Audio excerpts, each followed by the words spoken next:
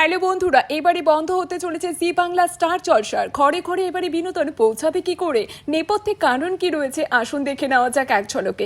জি বাংলা এবং স্টার জলসার মধ্যে চলছে হাড্ডাহাড্ডি লড়াই। টিআরপি তালিকায় নিজেদের জায়গাটাকে পোক্ত করে নিয়ে দুই চ্যানেল সমান তালে চলছে নতুন ধারাবাহিকের আনাগোনা। পুরনো ধারাবাহিকগুলিতে চলছে টিকে থাকার যুদ্ধে। টিআরপি তুলতে একের পর এক টুইস্ট এনে চলেছে বাংলা ধারাবাহিকের গল্পগুলিতে।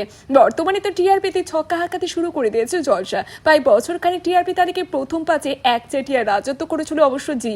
বর্তমানে গীতা এলেবে কথা শুভ বিবাহের আগমনে সে চিত্র খানিকটা বদলেছে। চলতি সপ্তাহে টিআরপিতে নজর কাড়া ফল করেছিল জলসা। প্রথম পাঁচের মধ্যে তিনটি জলসা ধারাবাহিক ছিল তালিকায়। বলা ভালো, জলসার বাজার এখন রমরমা। টিআরপির একটা বড় অংশ অবশ্য আসে বাংলাদেশের তরফ থেকে। বিপুল সংখ্যক বাংলাদেশের দর্শকদের উপর নির্ভর করে বাংলা ধারাবাহিকের টিআরপি। তবে আচমকা একই হলো, বাংলাদেশের পরিস্থিতি যে এখন উত্তাল। অন্তর্বর্তী সরকার গঠনের পর খানিকটা হলেও থিতিয়েছে পরিস্থিতি। তবে তারই মাঝে হঠাৎ করে বন্ধ ভারতীয় বাংলায় বিনোদনের চ্যানেলগুলিতে হলো স্টার জলসা জি এর সম্প্রচার।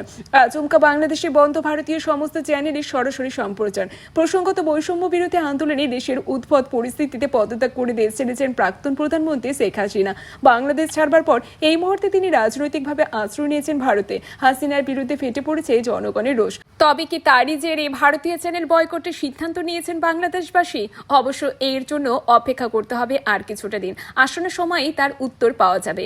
বাংলা বিনোদনের চ্যানেলের আরও আপডেট নিউজ পেতে অবশ্যই আমাদের চ্যানেলটিকে ফলো করে যাবেন। ধন্যবাদ।